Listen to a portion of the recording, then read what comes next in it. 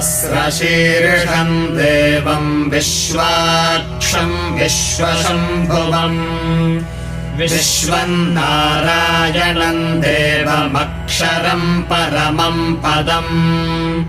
विश्वतः परमान् नित्यम् विश्वम् नारायणगुम् हरिम् विश्वमेवेदम् पुरुषस्तद्विश्वमुपजीवति